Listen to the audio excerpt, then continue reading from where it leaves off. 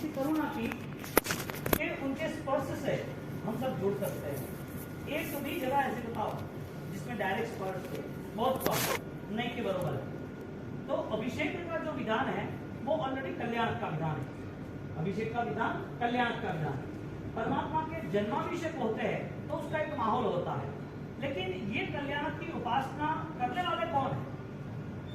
भगवान के कल्याण तो अनंत काल से हो रहे हैं, 24 ही अनंत है, अनंत बार परमात्मा हुए होने वाले हैं। तो ये प्रारंभ कैसे हुआ? परमात्मा का जन्म अनेक और आगे जाके उनकी वाणी से अनंत जीवों को कल्याणकारी है, इसके लिए उनका जन्म का दिन नहीं मनाते, जन्म का महोत्सव मनाते। जन्मदिन तो आते हैं लेकिन जन्मदिन मनाने की बात नहीं, जन्म महोत्सव मनाने की बात नहीं। तो उसे कल्याण कहा। भगवान खुद अनंत जीवों का कल्याण करने वाले हैं, उसकी आत्मा का भी कल्याण होने ही वाला है। ऐसे परमात्मा के जन्मदिनों को जन्म कल्याण कहते हैं, जन्म जयंती नहीं कहते हैं, महावीर जयंती नहीं कह सकते अपन, जन्म कल्याण कहना। अब ये जन्म कल्याण उस जगत के सर्व जीवों को साचा देता है। उसमें आचार्य भगवंत के लिए, सूर्य भगवंतों के लिए और कोई साधक उसके ध्यान के लिए पंच कल्याण का ध्यान आता है। दादा गुरु राय सूर्य महाराज साहब ने ये सारे राजेंद्र कोश में मैटर रखी है। तो पंच कल्याण का ध्यान करने की वजह क्या? आज हम यहाँ पर परमात्मा का जलाभिषेक करेंगे, औषधि वगैरह, कस्तूरी वगैरह, सुवर्ण, पंचामृत वगैरह हम अभिषेक करेंगे। तो ये अभिषेक का ध्यान उन आचार्य भगवंतों को, सूर्य भगवंतों को, उन साधकों को करने की आवश्यकता क्या? क्योंकि शुद्ध तत्व का जो आलम्बन है,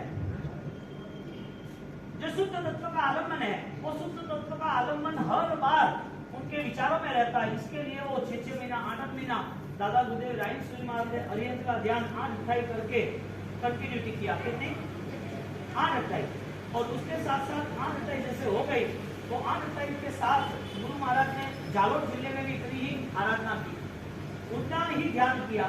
गुरु महाराज ने 900 अंजन सभा का हुई आहोर में, तो भी उनका ध्यान हुआ। अरिहंत का ध्यान इतना प्रबल क्यों? क्योंकि रोज ऐसा बनता है, जो सोच आपकी बनती है ना, वो सोच आपको उस माहौल में ले जाता है। पैसा कमाने की सोच रहती है तो उसे ऐसा लगता है कि कैसे पैसा कमाएंगे। जिसके मन में है कि मुझे भोजन ही करना है तो कैसा अच्छा भोजन कहाँ मिलता है वही ढूंढता रहेगा। किसी को दर्द हो रहा है तो वो दर्द निकल नहीं रहा है तो वही सोचेगा कि दर्द का सॉल्यूशन कौन से स्पेशलिस्ट के पास है। जो सोच बनती है उस माहौल में, उस जगह पर वो प्रवेश कर देता है, यानी कि वहां अनुसरण होता है। और यह परमात्मा की जब ये ज्ञान धारा, जल धारा है ना, वो जल धारा को ध्यान धारा में ले जाना है। वो जल धारा होते होते वो परमात्मा का चिंतन हमें करना है, और वो चिंतन के आधार पर परमात्मा के जलाभिषेक में हमारे आत्मा के कई मल मैल दूर हो जाते हैं, आत्मा की कई मलिनता दूर हो जाती है। तो ये कल्याण का विधान वो परमात्मा को नहीं चाहिए, लेकिन परमात्मा का एक उपासक जो है उनको ये विधान इसके लिए करना कि प्रभु आपका उपकार मेरी शुद्धि के लिए, क्योंकि आपका शुद्ध आलम्बन है। आलम्बन है कौन सा? अरिहंत परमात्मा का। और अरिहंत परमात्मा कैसे है? अब एक भी भाव करने वाले नहीं है, सिद्ध होने वाले हैं, यानी उनकी आत्मा में जो अनंत अनंत ज्ञान दर्शन चारित्र है उसकी हम उपासना कर रहे हैं। मूर्ति का अभिषेक एक बार कर सकोगे, लेकिन ध्यान में जाना होगा, भक्ति करनी हो तो, साधना करनी हो तो बार बार चिंतन से कर सकते। साधु को अभिषेक नहीं कर सकते, तो पानी को नहीं छू सकते। तो वो द्रव्य पूजा है, लेकिन वो द्रव्य पूजा भाव पूजा कैसे बने, इसके तरफ हमें आगे जाना है। क्योंकि अभिषेक जो है ना वो पूरा चार्जफुल वाटर हो जाता है। हाईएस्ट कितनी कॉस्टली बॉटल मिलती है पानी की? 50,000 की मिलती है। 1 लीटर पानी 50,000 का भी मिलता है कि नहीं मिलता है? पता है? भारती राकेश जी पता है कि नहीं? कौन पी रहा है? अंबानी। अंबानी एक ही आदमी है ना। कहने का मतलब कि पानी यदि वो कॉस्टली है तो उसके मिनरल्स के हिसाब से है। कोई भी चीज पानी में डाली जाती है तो उसके पूरे कंटेंट चेंज होते हैं, साथ में इसकी इफेक्ट भी चेंज होती है। पानी प्लस नींबू यानी कि ठंडक। कोई पानी में कैसा डाल दिया तो उसमें पानी है लेकिन उसमें क्या मिक्स हो रहा है? ऐसे ये जलदार है, उसमें क्या मिक्स हो रहा है? पानी तो पानी है ना, जब आपके हाथ में आएगा तो पानी कैसे बन जाएगा? या तो सुवर्ण का होगा, या केसर का होगा, या केसर कस्तूरी का होगा, दूध का होगा। पानी मिक्स हो गया, लेकिन यहाँ पर पानी किससे मिक्स हुआ है? जब नींबू के शरबत या केसर के पानी की कोई असर होती है, इसी तरह भगवान के अभिषेक की असर होती है। कैसे कैसे अभिषेक की असर होती है? वो सारी जो ऐतिहासिक घटना है, पासवान भगवान यादव और जरा विद्या छोड़ दी, नमन से वो बाहर जीरा वाला पासवान दादा गाय ऑलरेडी वो जलाभिषेक इतना महत्वपूर्ण है, इतना महिमावान है, तो हम अवसर पे देखेंगे। वहां के पंखे बंद करने पड़ेंगे भाई, मैं चुला नहीं पाऊंगा। यहाँ के बंद कर देना लाइन सर। चलो प्रधान आ जाओ। फर्स्ट अभिषेक पुण्यशाली कौन है? दोनों की बड़ी बात। भगवान की स्थापना की दावती थे राजेंद्र जी कॉन्सेप्ट साया और अभी प्रथम अभिषेक देव है वो चौथा अतिशय अशोक पुष्प दिव्य धन चामर आसन सिंहासन भामंडल। पीछे जो सूर्य होता है उनका, हाँ, वो तेजस्वी सूर्य हजारों गुना तेजस्वी होता है, लेकिन परमात्मा का वो गुण है, यदि उस सूर्य के तेज को अपने शरीर में कन्वर्ट नहीं करते तो परमात्मा को कोई देख ही नहीं सकता। एक सूरज के सामने नहीं देख सकते, हजारों सूरज का तेज वो हम कहां से देख सकते? यानी कि जो तेजस्वीता है वो परमात्मा ने अपने आप में ले ली। अब परमात्मा को जो देख रहा है वो परमात्मा को देख के उनका उजाला उनकी तेजस्वीता से वो और आकर्षित होता है। परमात्मा का केवल ज्ञान वो उनका उजाला है, यानी कि उन्होंने किसी की सहायता की आवश्यकता नहीं रही केवल ज्ञान तक पहुंचने के लिए। असहाय केवल ज्ञान कहते हैं, असहाय ज्ञान कहते हैं, सहाय के बिना, क्योंकि यहाँ मन भी नहीं है और यहाँ इंद्रिय भी नहीं है। वो ज्ञान पाना था, वो ज्ञान तक वो पहुंच गए। ऐसे केवल ज्ञानी प्रभु, जब केसर इतना तेजस्वी, केवल ज्ञान इतना तेजस्वी, ऐसे प्रभु का अभिषेक करना है। नमः सिद्धाचार्य पद्मेश्वर साधुभ्यः।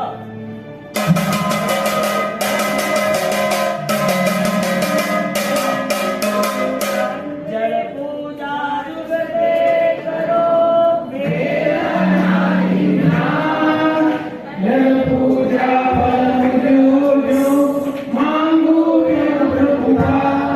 ओम ह्रीं श्रीं परमसार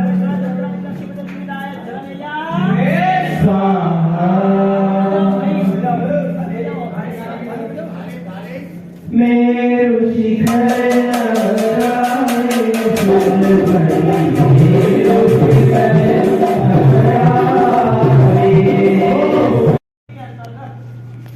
ऐसे कैसी महिमा होगी सृष्टि में जो अदृश्य शक्तियों का संकेत पुण्यात्मा जीवों को होता है। अदृश्य शक्तियों का संकेत पुण्यात्मा जीवों को होता है। अब जहां पर पार्श्वनाथ भगवान जीरावला पार्श्वनाथ दादा का इतिहास है, वो जीरावला पार्श्वनाथ दादा किसके बने पता है? आरस की मूर्ति नहीं है। आरस कितना स्ट्रॉन्ग होता है? एक बालू यानी रेत का प्रकार है। वो बालू की रेत से बने हुए पार्श्वनाथ भगवान। रेत वाली कोई चीज बनती है तो कितने साल रहती है, कितने दिन रहती है, कितने घंटे रहती है, कितने मिनट रहती है? ये बालू रेत की प्रतिमा जो बनी है वो कोई अकल्पनीय है, अदृश्य है। अब जब भगवान बाहर आना चाहते हैं, जो भगवान कोई संकेत देते हैं। आपको कभी कोई सपना आए और सपने में कुछ अद्भुत कोई नई चीजें आपको पता चले और आपको महसूस हो, क्योंकि शरीर जो है, शरीर की जो व्यवस्था जो है उसमें फाइनली 6 घंटा सोना है, भूख लगनी है, खाना पीना है, थकान है, लगना है तो पैन दर्द है, ये सारी चीजें शरीर है इसके लिए है। लेकिन उससे भी आगे, शरीर से भी आगे यदि कोई भावात्मक दृष्टि से, कोई ऐसी दिव्य आशीर्वाद से ऐसे कोई संकेत मिलते हैं तो वो संकेत कुछ न कुछ कार्य के लिए मिलते हैं।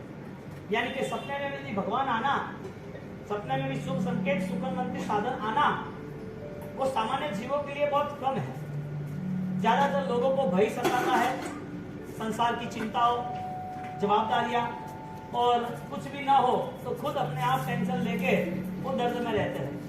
तो मन में अशांत रहने के साथ जो दिव्य संकेत भी आने हैं तो ऐसे जीवात्मा को नहीं आते। जो पुण्यात्मा होते हैं वो दिव्य संकेत का अधिकारी होता है। अब जो दिव्यात्मा कोई भी हो सकता है, तो जो जीरावला पार्श्वनाथ दादा का इतिहास है, वो इतिहास में उनको बाहर आना था। रास्ता कौन सा? एक गाय, ये गाय पहाड़ पे जा रही है और वहां खड़ी रह गई और वहां अपने आंचल से नेचुरल दूध की धारा बह रही। जानवर को कुछ पता है? नहीं पता। वहां कुछ नीचे उसको दिख रहा है? नहीं दिख रहा है। तो ये पूरा रिजल्ट कैसे मिला, ये हुआ कैसे? आंसर ये आया कि जो पुण्यात्मा है, जो आराधक आत्मा है, जिनका मन यानी कि जिनकी पूर्व की पुण्याई भी है, भगवान जिनको चुनते हैं उनको रास्ता मिलता है। अब यहाँ पर जब जीरावला पार्श्वनाथ दादा उनकी महिमा कोई भी प्रतिष्ठा हो तो फाइनली श्री जीरावला पार्श्वनाथ रक्षण गुरु स्वाहा, प्रतिष्ठा कोई भी हो, मंदिर के ऊपर भगवान के ऊपर ये लिखा होता है प्रतिष्ठा के पहले। तो जो कल्याण कलिका नाम का जो ग्रंथ है प्रतिष्ठा लक्षी, जो प्रतिष्ठा कैसे क्या हो, वास्तु कैसे हो मंदिरों का, ये सारी चीजें उसमें है। उसमें प्रारंभ ये किया है ओम ह्रीं श्रीं जीरावला पार्श्वनाथ रक्षां कुरु कुरु स्वाहा। ये जीरावला पार्श्वनाथ भगवान का यदि स्टार्टिंग है तो कैसे हुआ स्टार्टिंग, किसने किया? जल धारा से हुआ, दूध की धारा से। किससे हुआ? गाय से हुआ।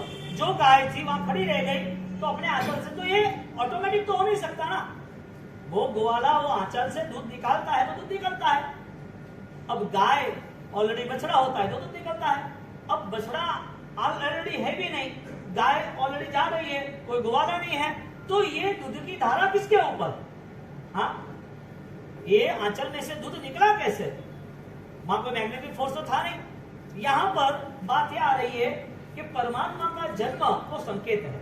किसके लिए है संकेत? भव्य जीवों के लिए।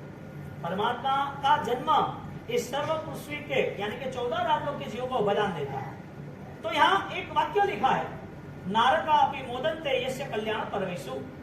नारक के जीवों को भी आनंदित का अनुभव होता है, आनंद का कोई ना कोई ऐसा निमित्त मिला जो परमात्मा का जन्म का था, ऐसा निमित्त मिला तो उसको कोई इफेक्ट चेंज हो गई। जो रेगुलर से दर्द हो रहा था, परेशानियां हो रही थी, बार बार उसे पीड़ा दे रहे थे परमाधामी, ऐसी परेशानियों में एक पल ऐसी आई, नारक का अभी मोदन्ते अस्य कल्याण परमेशु। नारक ना जीवों ने પણ आनंद થાય છે।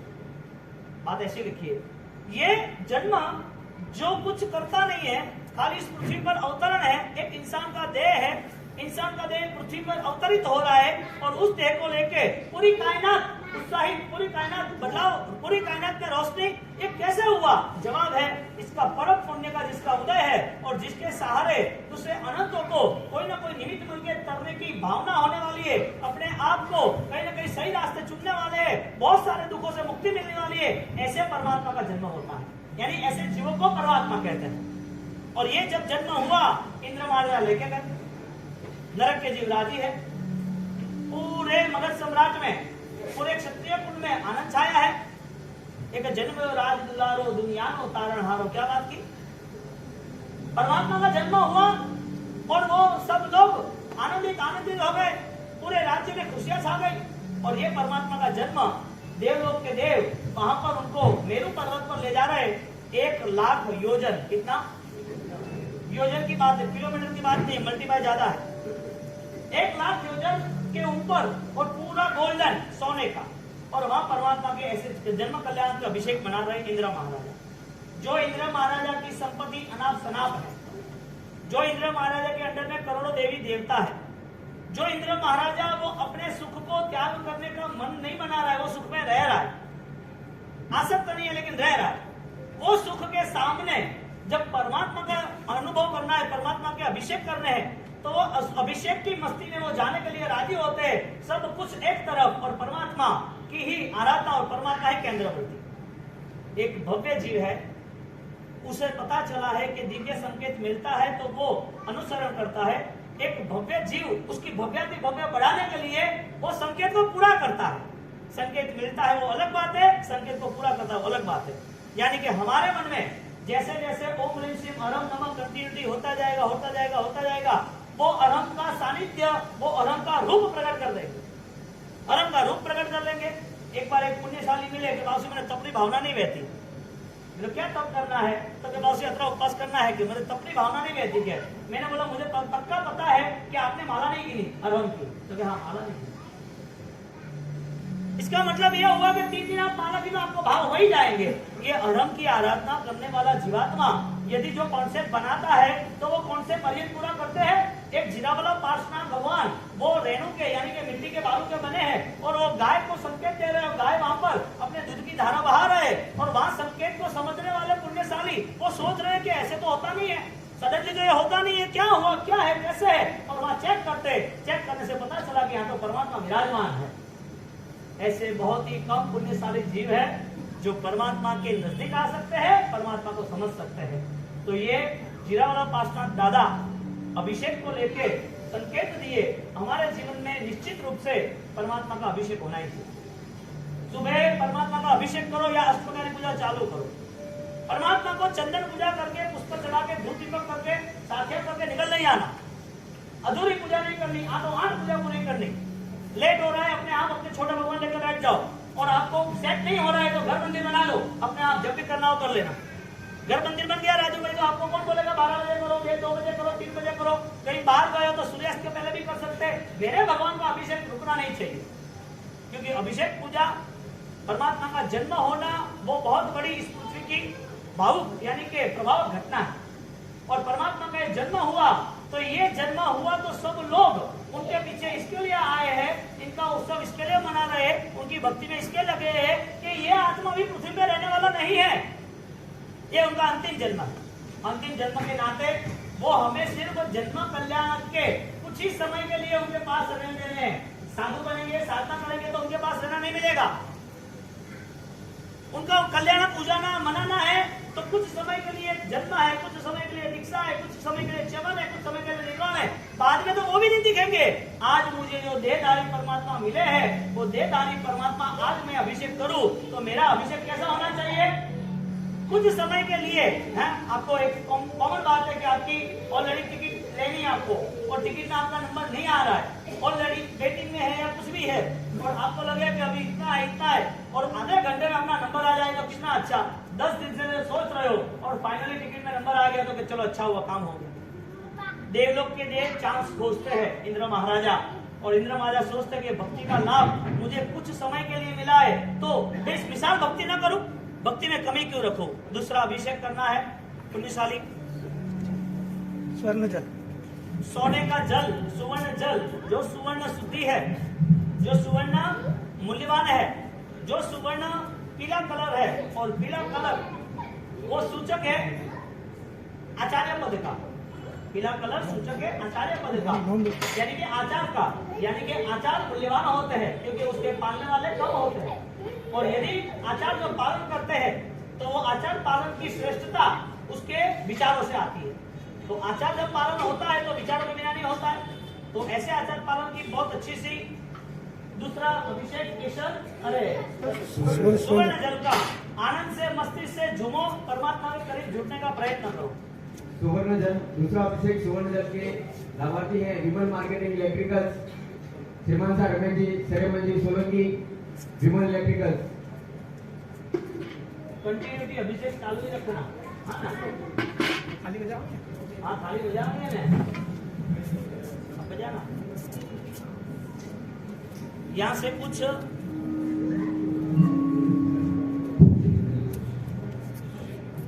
सुवर्ण जल के लाभार्थी है विमल मार्केटिंग इलेक्ट्रिकल्स, श्रीमान सा रमेश जी, श्रेमन जी सोलंकी। कृपया उनके परिवार वाले स्टेज पर बताएं। रायसुरी महाराजा, उनकी वो सामर्थ्य थी। ध्यान से सुनना, बहुत महत्वपूर्ण बात है।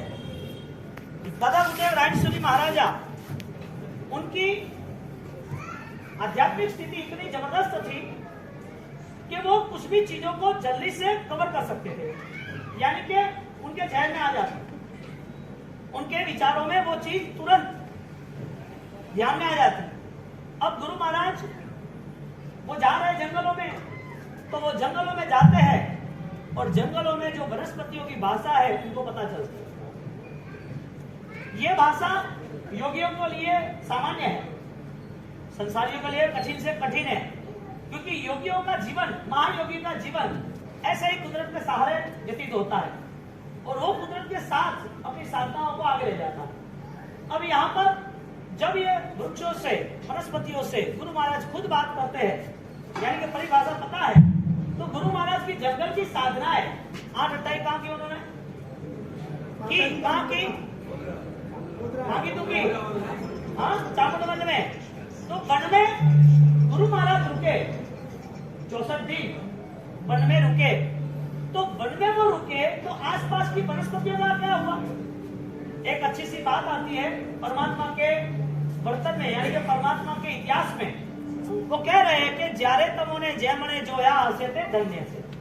तो परमात्मा जब आप चल रहे हो, वो पंच कल्याण की स्तुति बनाई है, उसमें बात है। परमात्मा चल रहे हो तो आपके वाइब्रेशन से आसपास के पेड़ पौधे वो राजी हो जाते हैं, वो नाचने लगते हैं, पल्लवित होते हैं, खुशियां मनाते हैं। क्यों? क्योंकि एक अच्छी सी भावना वाले, वो जानते नहीं है कि परमात्मा है, लेकिन वो अच्छी सी भावना वाले एक पुण्यात्मा यहाँ से प्रसार हो रहे, वो मोमेंट उसमें आती है। वनस्पति में मोमेंट है। 9 तत्व के अंदर लास्ट में लिखा है कि 16 जो संज्ञा है, 12-14 संज्ञा, उसमें वनस्पति की भी संज्ञा है। इसके लिए बेल होती है ना, वो लिमड़े को पकड़ के चल जाती है। बेल, लिमड़ा, हाँ, तो वो कैसे आती है? पत्थर है तो पत्थर अपने आप कैसे बढ़ते हैं? ये उनके जीव है, यानी कि उसके अंदर मोमेंट है। अब यहाँ गुरु महाराज जंगल में जा रहे हैं, जंगल की साधना की, 8 अट्टाइयां की, और 8 अट्टाइयों द्वारा उन्होंने वनस्पतियों में क्या क्या परिभाषा, क्या क्या चल रहा है वो पता है। अब उनकी साधना भी ऐसी थी कि जो वन देवता होते हैं, वन के देवता जिसे क्षेत्र देवता कहते हैं, वो भी उनके सानिध्य में आ गए, उनको कोई न कोई इशारा करते रहे। यानी कि दादा गुरुदेव रायसूरी महाराज ने वनस्पतियों के साथ, वनस्पति तो नहीं कह सकते, जंगल में अंदर जब नौकार की साधना की तो उनको ऐसे आभास होने लगा, उनका स्वयं होने लगा। फिर वो जो वनस्पति, क्योंकि साधु तो छूते नहीं, विराटता होती नहीं, तो जो वनस्पति जहां जहां रुकी थी, गिरी थी, समझो एक पन्ना था, सूख गया, लिमड़ा है, वो सूख गया, नीचे गिर गया। नीम का पन्ना है, नीम का पन्ने, तो नीम के जितने भी पन्ने हैं वो नीचे गिर गए, वो पन्ने ले लिए। ऐसे 16 प्रकार की अलग अलग औषधियां गुरु महाराज ने ली। कितने प्रकार की? वो 16 प्रकार की औषधियों को लेकर गुरु महाराज ने दो चीज। फर्स्ट, एक वासक्षेप बनाया। क्या बनाया? यानी कि आप कुछ भी हो जाए तो वासक्षेप तो प्रेमी हो आप लोग, वासक्षेप तो चाहिए, वासक्षेप के प्रेमी हो ना आप? हाँ, एक नंबर का। अरे क्या बात हुई? वासक्षेप अलग अलग औषधियों से, मयूरपंख है, अष्टगंधे, केसर है, कस्तूरी है, बहुत सारी औषधियों को मिलाकर बास्केट बनाया 16 औषधियों का। कितना? 16। ये हमारे गुरु महाराज की परंपरा में चल रहा है। कितने भी आचार्य भगवान आज वो बास्केट मांग रहे। आचार्य भगवान जयदेव महाराज, उनके पास हर बार सागर समुदाय के 2 महात्मा जीवचंद्र अयोध्यापुरम के, वो तो हमें बास्केट भेज ही देना आप सबको, रत्न सुंदर महाराज साहब थे। तो उन्होंने भी, कहने का मतलब, राजेंद्र सूरी महाराज साहब ऐसे कैसे साधक जिन्होंने ये वनस्पति की परिभाषाओं से जुटने के बाद कौन से किस वनस्पति के द्रव्य में क्या क्या बल है वो इकट्ठा किया, उसका बास्केट बनाया। ये औषधियों का अभिषेक हो रहा है। जो अष्टगंध वो औषधि है, यानी कि कोई भी औषधि हमको पता नहीं है, गुरु महाराज को पता था।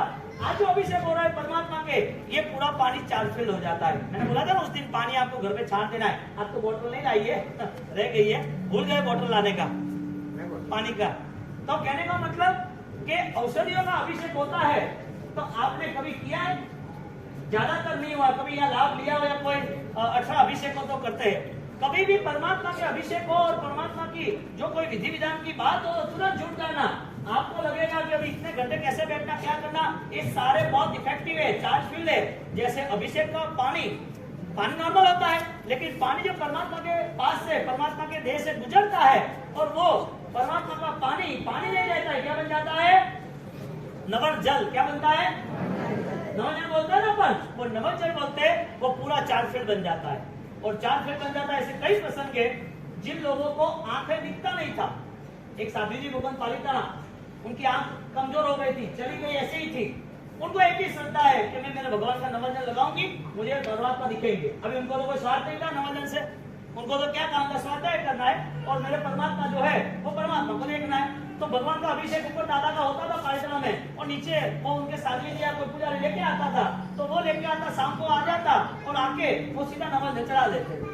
तो क्या नवजन में ऐसी पावर है? आंखें चली गई तो आ सकती है क्या?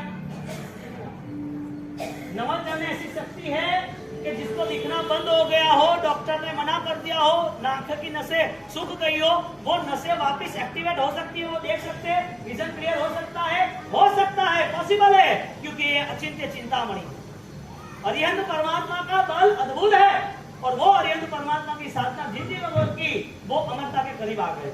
तो ये अष्टगंध का अभिषेक बहुत ही मनोहर, आप देखो और आनंद पाओ और मन में भावना करो कि मेरा अभिषेक अब आज से नए जीवन में, कल से स्टार्ट करो, आज तो छोड़ो, कल से अभिषेक पूजा तो होनी ही चाहिए। चलो परमात्मा का अभिषेक करो। नमो रत सीता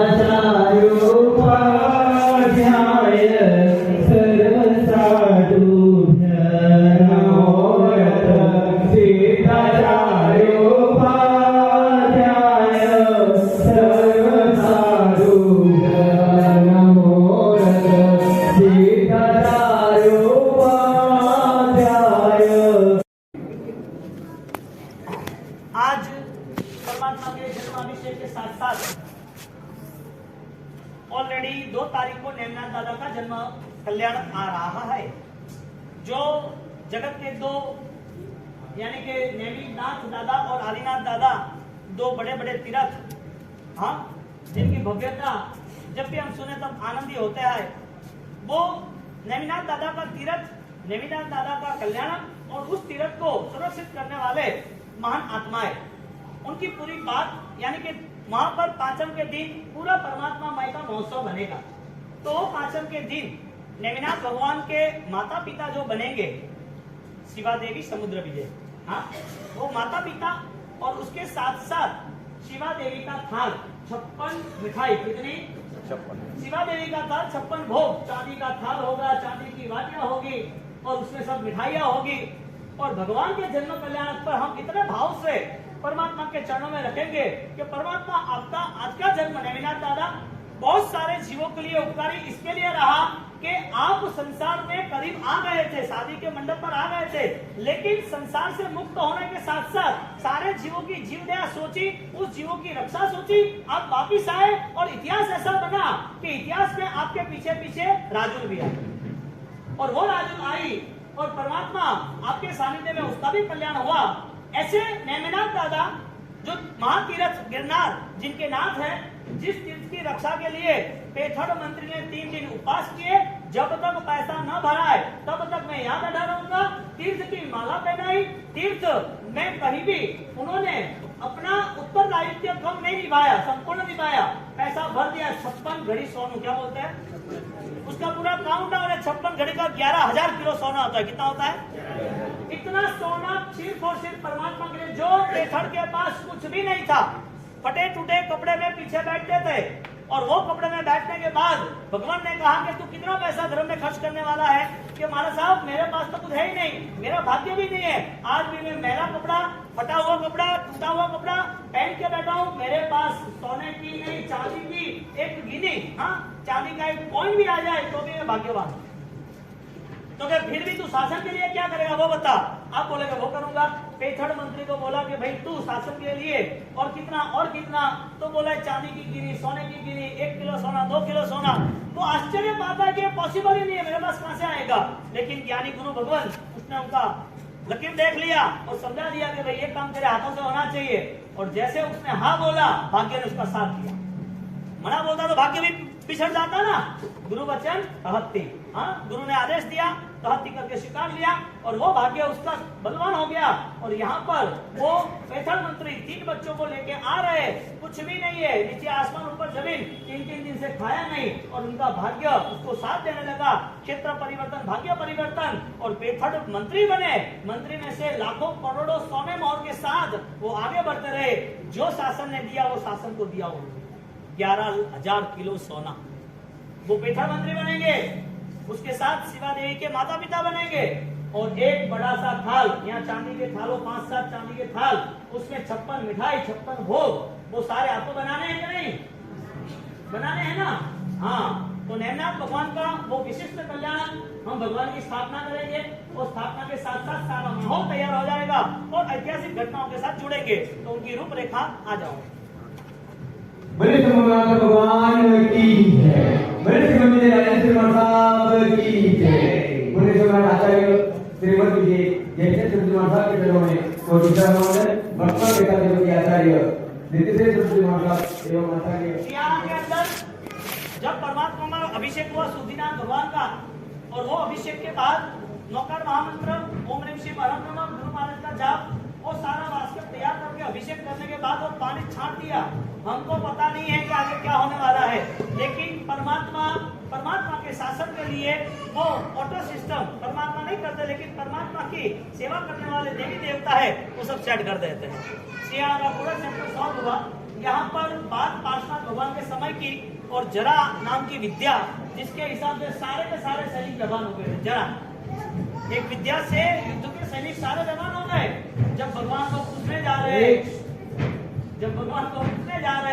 तो भगवान को पूछने जा रहे तो कह रहे कि पार्श्वनाथ भगवान का जो अभिषेक है वो अभिषेक इस सैनिकों पे छाट देना, सब मूर्छित हुए वो खड़े हो जाएंगे। जो भी उनके ऊपर विद्या आई थी उनको किसी ने उसके ऊपर वार नहीं किया था, तीर नहीं मारा था, उसको कोई तलवार नहीं लगी थी, वो मर नहीं गए थे, वो बेबान करने आए कोई ऐसी विद्या से जिसका नाम था जरा नाम की विद्या। और जैसे भगवान का पार्श्वनाथ भगवान का अभिषेक सब पे छाट दिया, वो तुरंत जागरूक हो गए। पानी 4 फीट हो सकता है, हो सकता है। भगवान से छुआ, भगवान ने बताया, भगवान की आज्ञा, सब शक्तिशाली है। ऐसा अभिषेक का महिमा है। आपको आज जो यहाँ पानी की बोतल संत तो जबरदस्त है, लाई नहीं थी, नक्की नहीं थी, लेकिन आधा घंटा में सब रेडी कर दिया।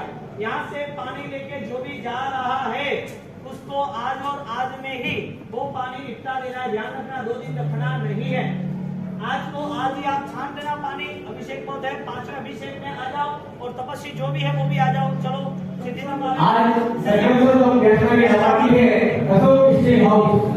पहले लाभार्थी खड़े रहेंगे, उसके पीछे तपस्वी खड़े रहेंगे। तपस्वी 2 मिनट रुक जाइए, किसी ऊपर में जाए, पहले लाभार्थी सेवा द्वारा 5